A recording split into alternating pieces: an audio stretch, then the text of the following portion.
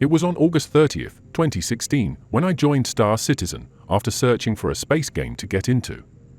My computer, at the time, was slow and I got 40 frames per second or less on Star Citizen. There was a graphics computer at my old job and it was sweet, specs were phenomenal, but there was no way I could afford it. I decided to make a budget and had a goal to build a new rig.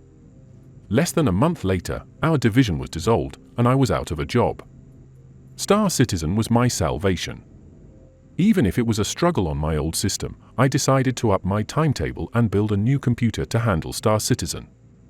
Once I built and loaded Star Citizen, it was night and day between the old and new system. A week later, I was hired at my current job. In a weird bit of logic, Star Citizen gave me the motivation to complete the build for the new computer and got me the perseverance to get my new job. At least, that is the conversation I tell myself.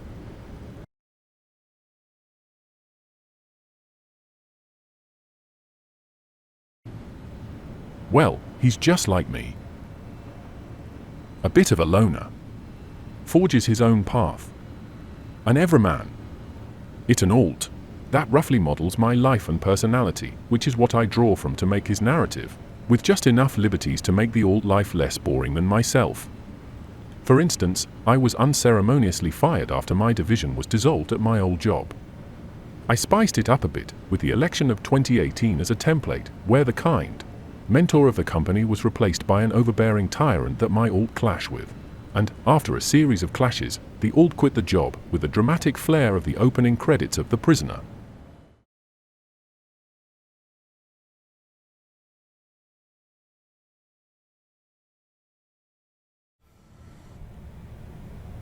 At the beginning of 2023, in January, I talked to two people. One was an old friend from high school, and another was my comic book dealer and friend. One takeaway from the conversations was that I was unmotivated in my job and isolated in my life. One joy I had was playing Star Citizen, and both told me I could lean into my passion and embrace it.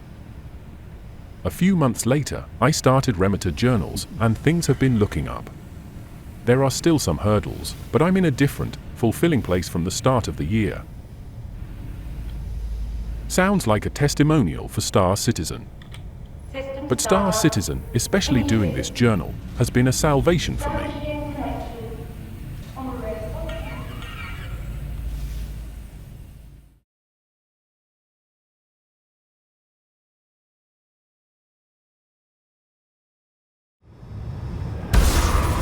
I don't base my fleet on a particular manufacturer or profession. I would describe my fleet as eclectic for now. I have tried to upgrade some ships, melt a few others, and most of the time I'll buy the ships back. Like the 315P. I have bought, upgraded, and bought back that ship at least 3 times. I love and hate that ship. I put the ship back in my fleet a few months ago.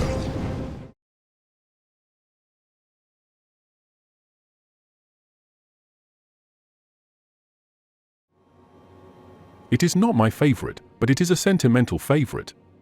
The Terrapin. It reminds me a lot of my father. He was in the Navy for 20 years, and, I don't know, our relationship was complicated. I had melted the Terrapin before I got the news of my father's death. Ironically, it was 2 years to the day I joined Star Citizen. I took it as a sign, and when IAE arrived that year, I bought back the Terrapin, and I have kept it ever since.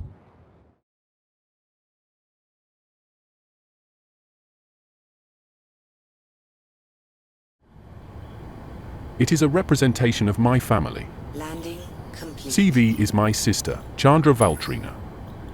She died in 1990. My father, Ralph, died in 2018.